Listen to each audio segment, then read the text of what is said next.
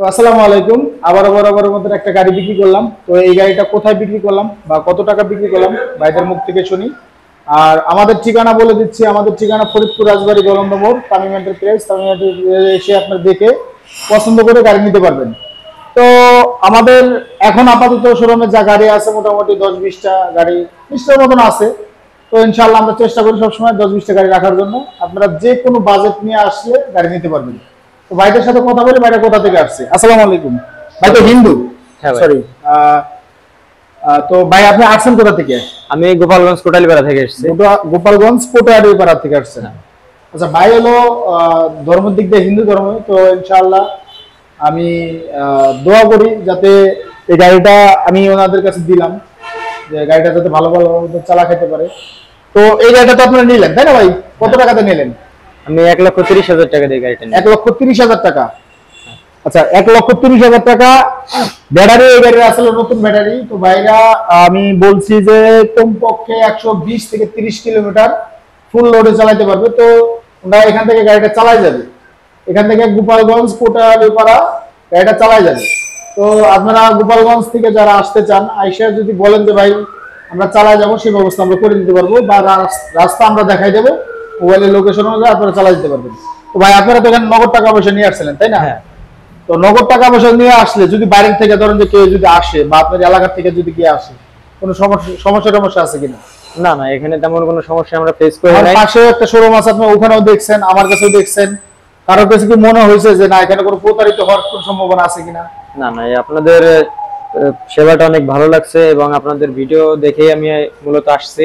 আপনার ব্যবহার এবং আপনার আমার গাড়িগুলো দেখে সবসময় দেখছেন যে আমার কিন্তু মানে প্রত্যেকদিনই কিন্তু সেল আছে। আমি গতকালকে একটা সেল করছি 1,80,000 টাকার গাড়ি।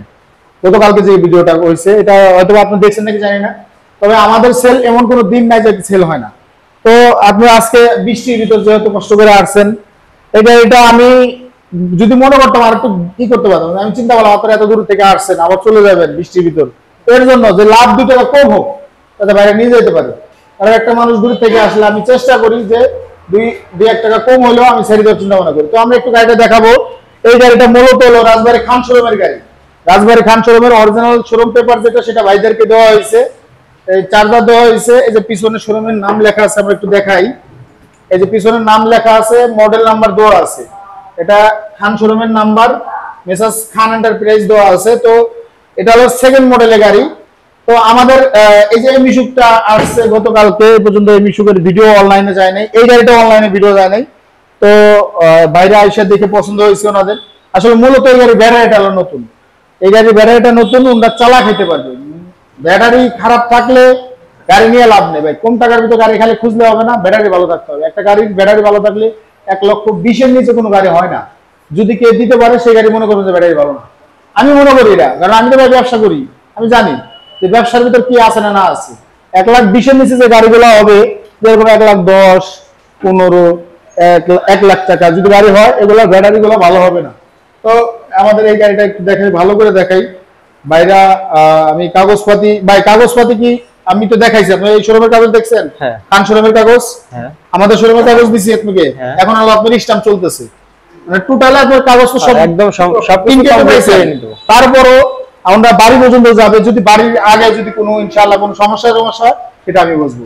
আমি এটা ভিডিওতে বলে দিলাম, আমাদের নিজ দায়িত্ব। ওরা যাবে, যদি কোনো জায়গায় গাড়ি ওরা আটকে যায়, তাহলে সে জায়গায় আমি নিজে যাই ওনাদের গাড়ি ছাড়াই দেবো। চোর এটা আমি হবো, ওনাদের হওয়ার দরকার নেই, আমি মনে করি এটা।